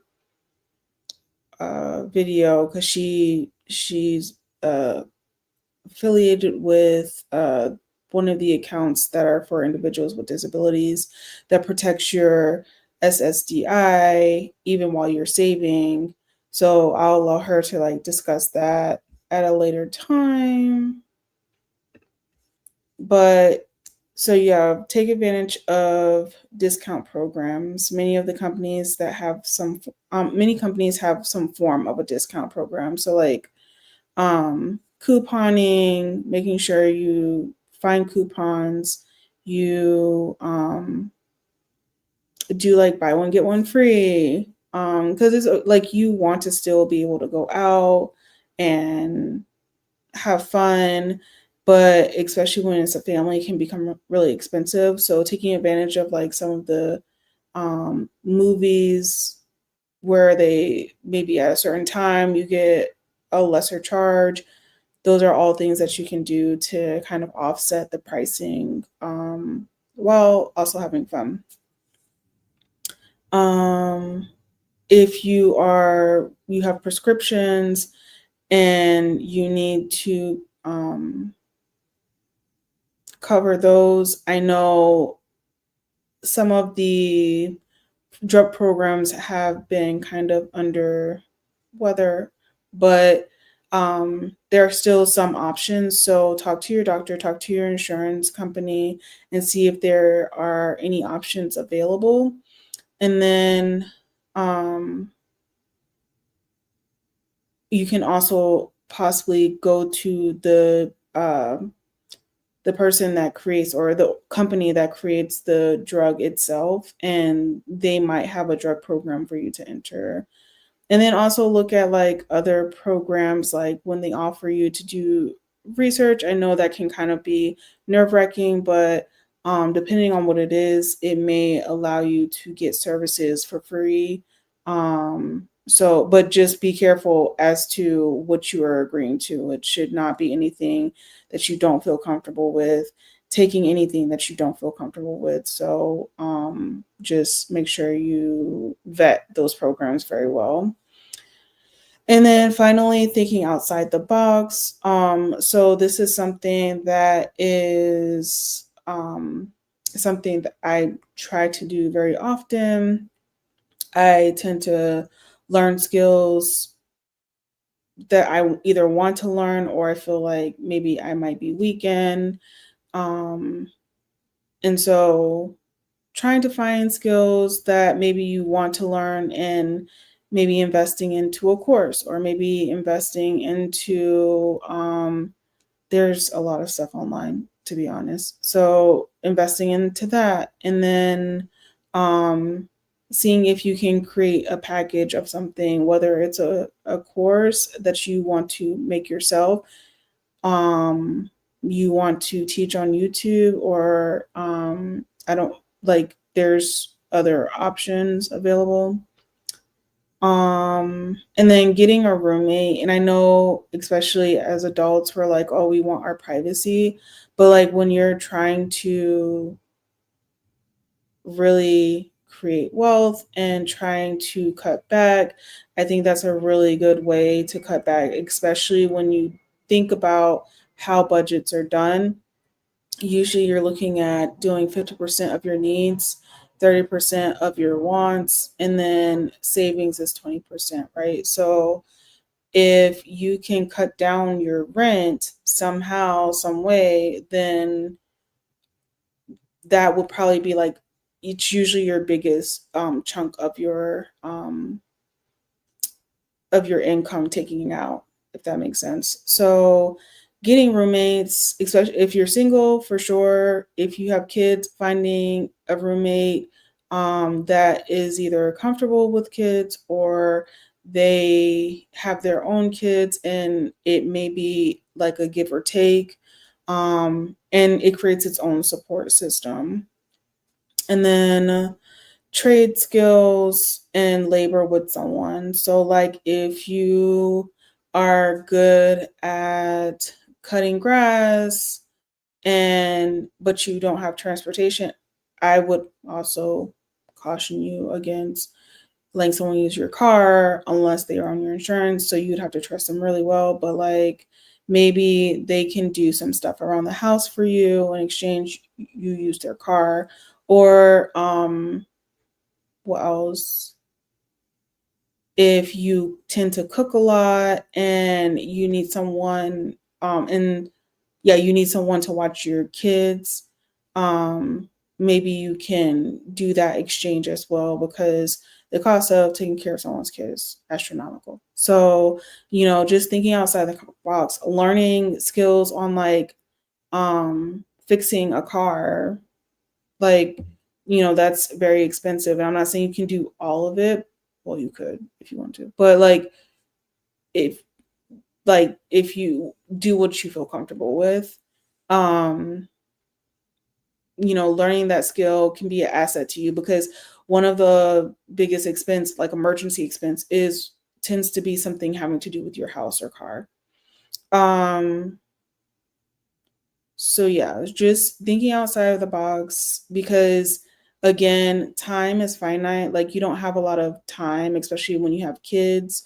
You still need to rest. So you have to see if you can make cuts somewhere versus maybe taking up another job, which makes you even more exhausted, right? And that's wear and tear on your body. And then you may not be thinking about it right now. Like it might be a good solution at that moment, but like later down the line, when you're 50, 60 years old and you're wondering why like your body is literally breaking down, that's usually why, right? Um, so it's okay to have a second job. Like I think I told you guys before that I had a second job, actually second and third job in college. When you're younger, it's okay, like for short term, right?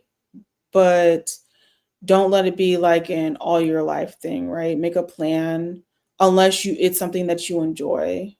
Diversifying. So for instance, I enjoy having my plants. I enjoy doing like all of the plant work, and the byproduct is like I can create a shop. I do clay art as well, and the byproduct of that is I can have a store where I'm selling jewelry or like selling my plants and stuff like that. So, you know, finding things that you enjoy at least and putting that in place ahead of time. Don't try and do it when you need funds, because the whole point is for you to be stable on those emergency ebbs and flows.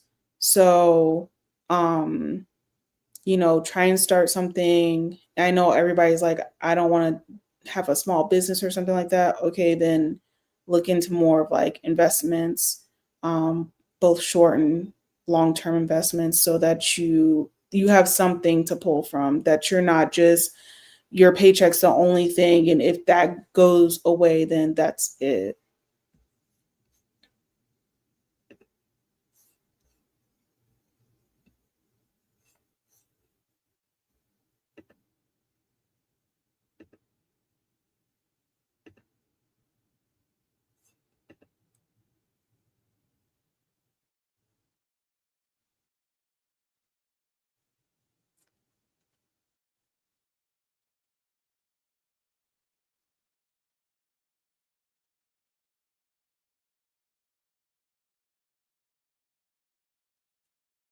So we can go into two more questions and then we will wrap up for today.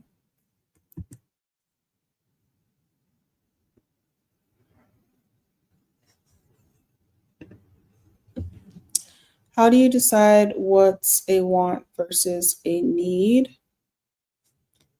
So, how do you determine what's a want versus a need?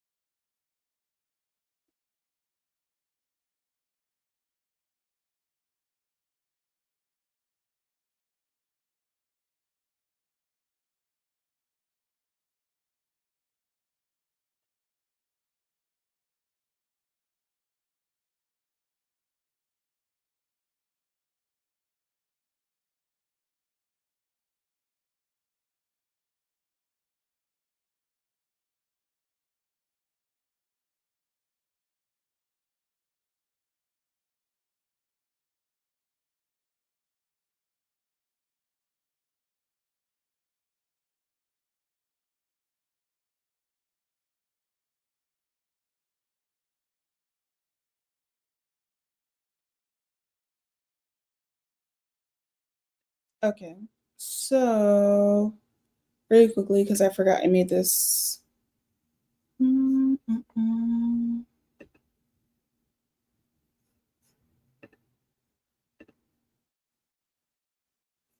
So I created this budget and I'll put it in the folder. Excuse me. So that you can use it. So essentially, as I said before, the goal of your mortgage and your rent should be 30%. And sorry, let me back up. So the goal for a budget, right, is to kind of be under the amount that you're utilizing. So I put down here for your reference the plan income percent. So if you're thinking about how much of your needs that you need, or a percentage of how much your income will be utilized for your needs, it's usually 50%. And then it's 30% for your wants, and then 20% for your savings. And we kind of went over savings, wants. Well, we didn't go over wants, but needs are usually like your mortgage, which is fixed. And I've already put like an F here for fixed. Car payment is usually fixed. It's a designated amount unless you get late payments or something like that. Utilities is variable. Sometimes you might use the AC, sometimes you might not, sometimes you might use heat. Depending on how much you're using that month, it changes. Your car insurance is usually fixed. Renters and home insurance is usually fixed. And your groceries are variable because, well, prices go up and down. And then based on, like, if it's the holidays, you spend more. Hopefully you guys can see this.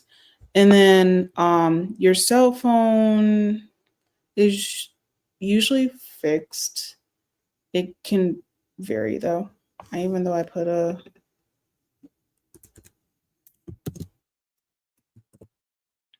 so home internet is usually fixed, and then student loans usually fixed. I just played around with the numbers. You can put your numbers in here.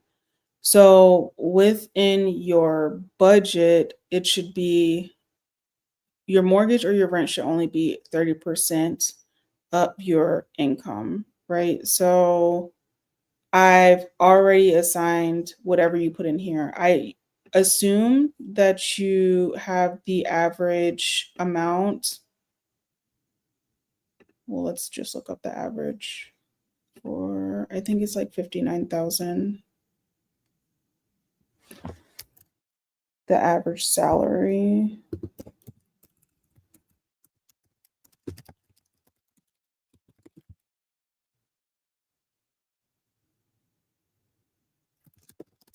And this is only for America, so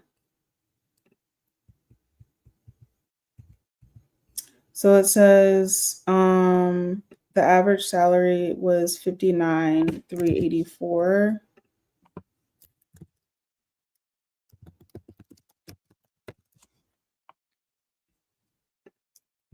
That was in 2024. So I'm just using that as a base.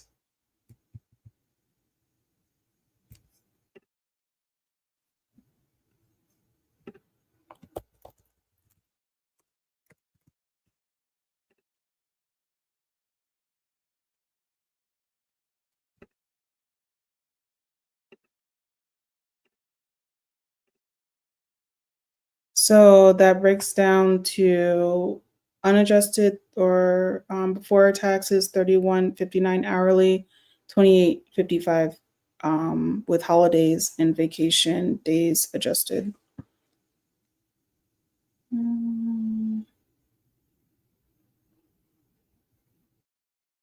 So let's just say that your take home your take home is 49.49, and it should have changed everything. So say your rent was your after tax income is 49.49. Your mortgage and your rent is 17.80. So your goal is 30%. Well, we see actually the percentage is 35.97, which is higher than your goal of 30% because you would want it to be more than, you want to be 30% or lower. So your rent is already too high. And then your car payment, say your car payment is 300, usually you don't want it to be any more than 20% of your income. So this one is 6%. And then say your utilities, it's wintertime, you have the heat on, it's $280. So then that would be 5%. So I've already put the actual percents in to calculate it for you. You don't have to calculate it. You just have to put your after tax income here. Always make sure you know what your before tax income is as well. And you can change these up. Like if you don't have a car payment, you can take those out and put something else in. So your wants, say you like to eat out, it's $200. So maybe you spend I don't know where you're going for $200 to be honest, but you have amount of $200 you want to spend. So that's only 4.4% of your income. And the same thing goes down the line. This should actually be actual.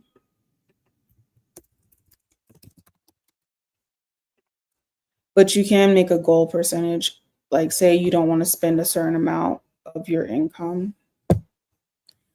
But the totals down here are already totaled out. So once you calculate all of these, it'll be the total of how much you have here of your needs, or the sum of how much you need.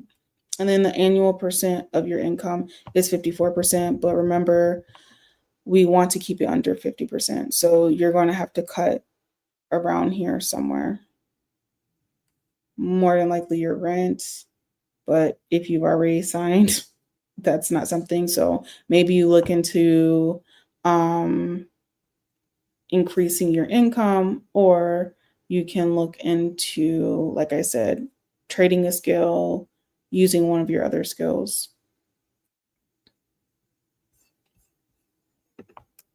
And then we'll come over here.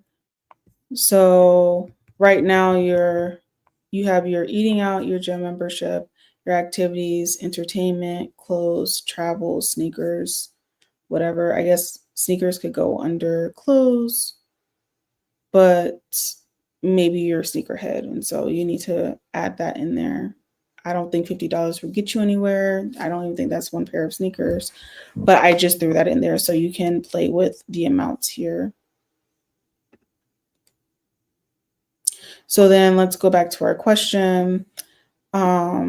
How do you decide what's a want versus a need? So a want, it's something that, well, I'll go with need. A need is something that you can't live without. You really can't live without housing, or food, and utilities, are absolute need. Everything that was on the left side. Is it left side?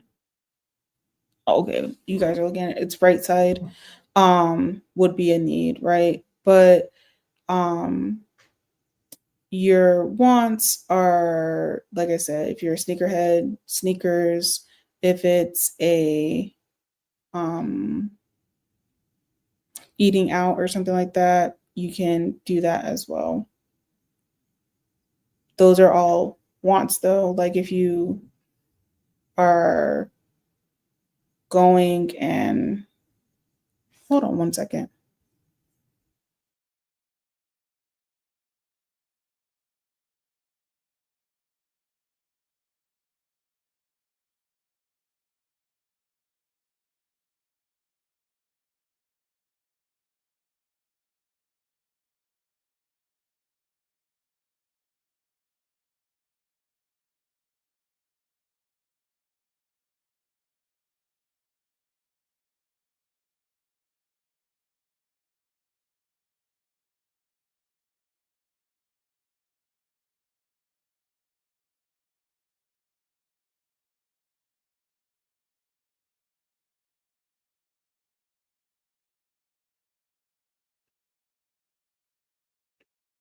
Sorry, y'all.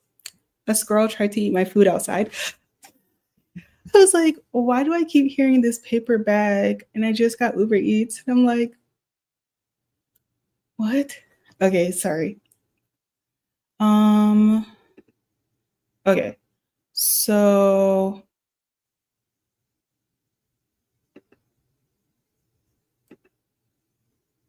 where are we?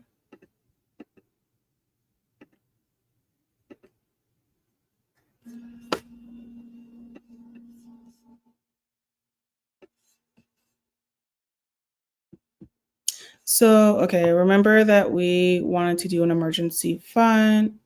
Oh, we were still on wants. So, wants are things that you really enjoy doing or you really kind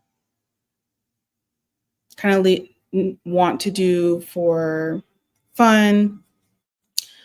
Gym memberships are considered a want mainly because you kind of have to, like, you could go outside and exercise or something like that, but yeah. So let's see. But right now, as I have it, you are at 15% versus 30% of what you actually need. Tell me if I'm making sense, guys. Sometimes in my head, I'm making sense. You guys can give me that feedback. Anyways, so emergency fund. So your emergency fund, say it's $600 that you're trying to maintain. I say because you're trying to get to, because you're trying to get to 6 months of your total income, then it should probably be 10%.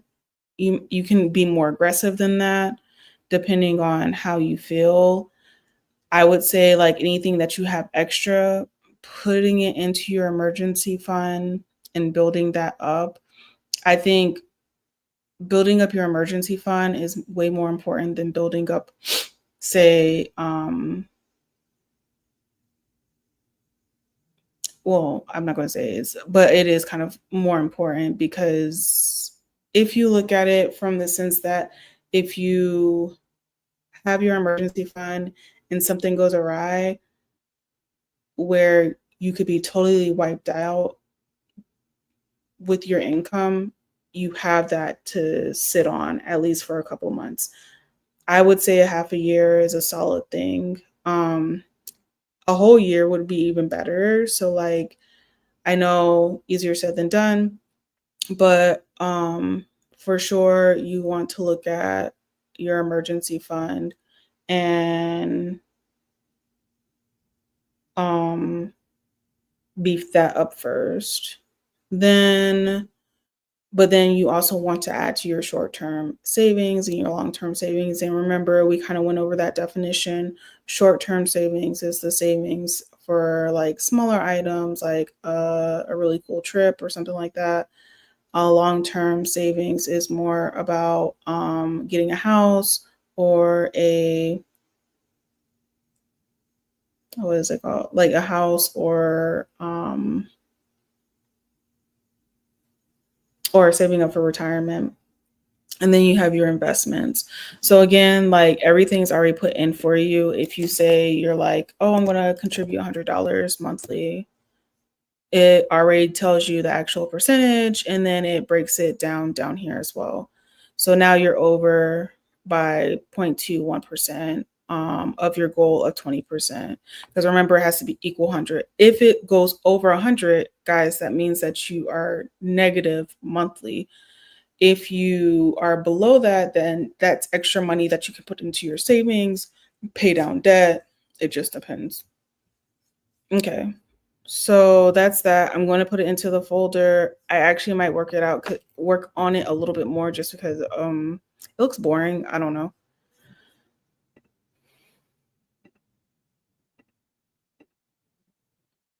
Okay. So back to this.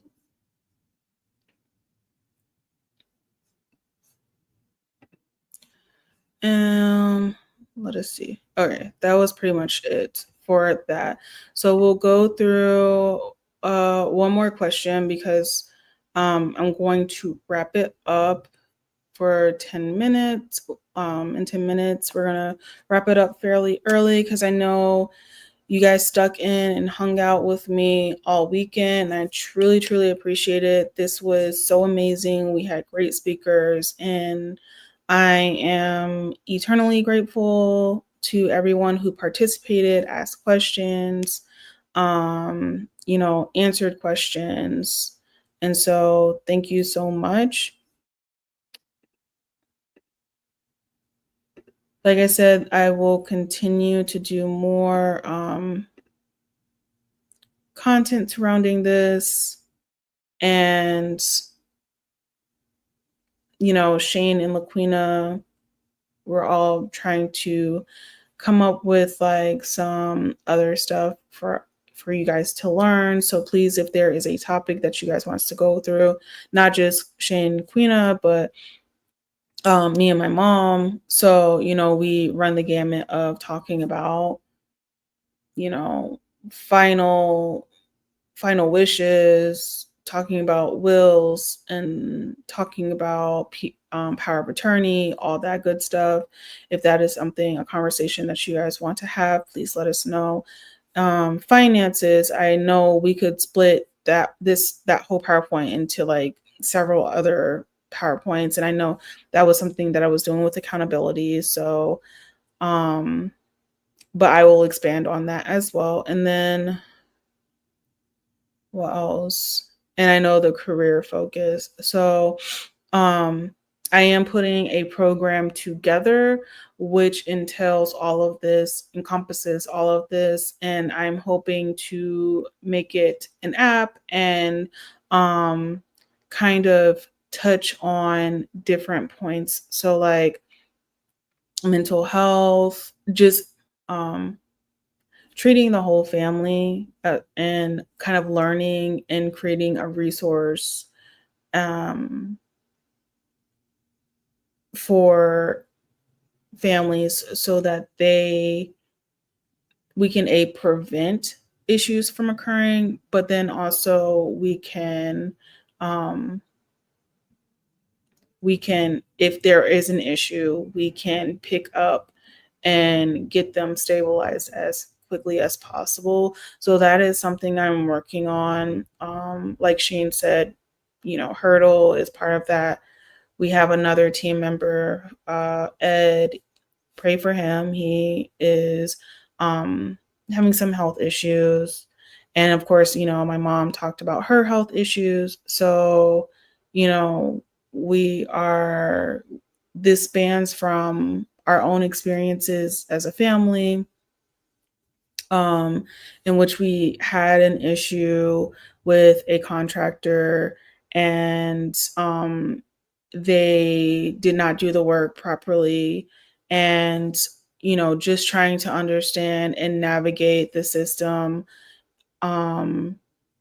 while, as you can see, like we've gone through so much as a family already, and then me losing my grandmother, and then us getting screwed over by contractors that did not have the proper credentials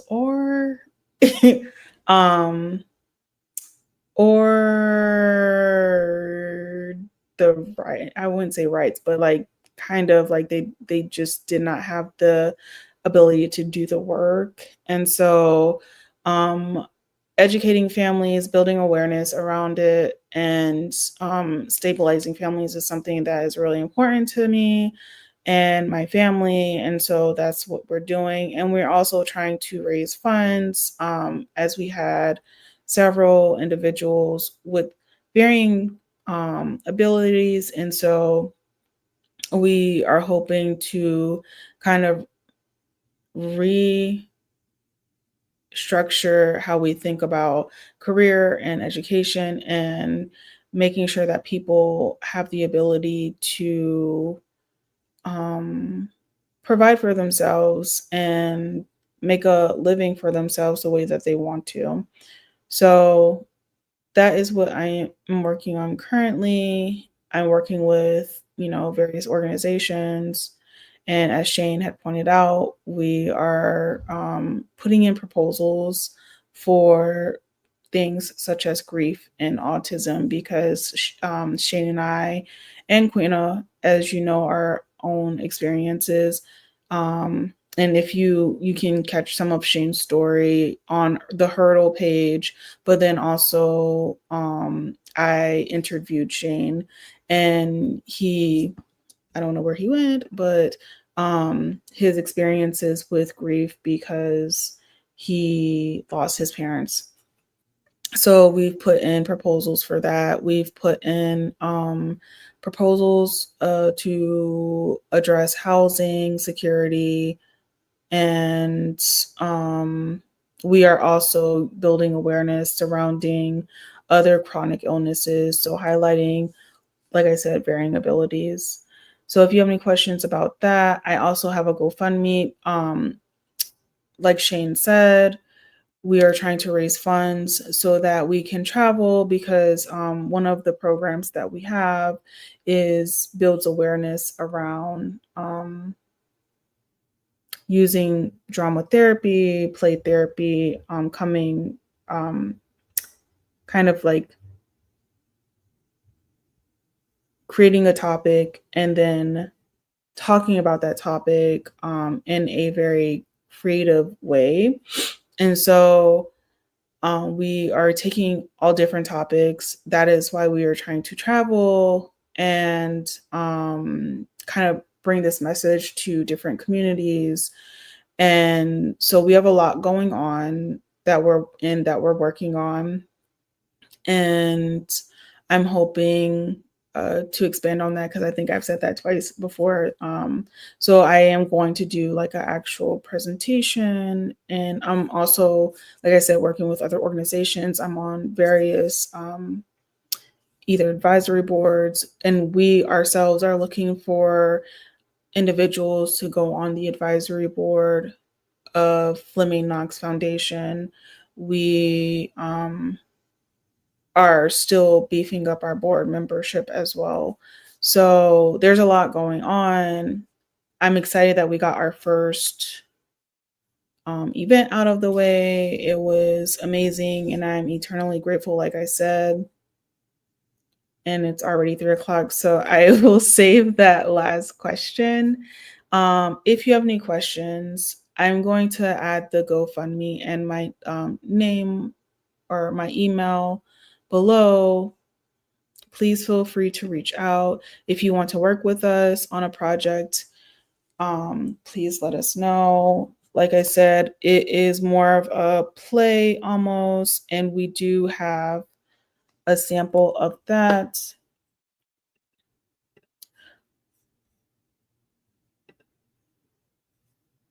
We're also hoping to host a festival in the summertime, like late July, hopefully. So please look out for that as well. We will be having a few other events. Movember is coming up, and World AIDS Day is coming up. So please look out for that as well. And yeah, thank you for chiming in. I'm going to put the link tree below.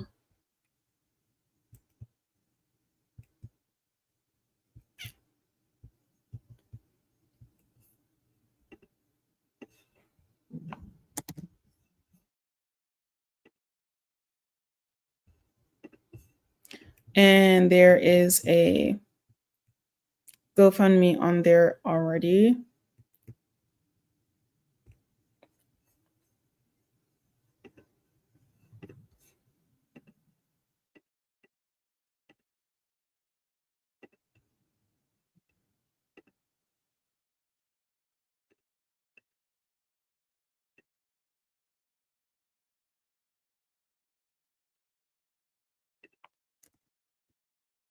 Please feel free to just donate, because we do want to, put on more events like this and, bring on more people. So, yeah. All right. Thank you guys again. I appreciate you. Bye.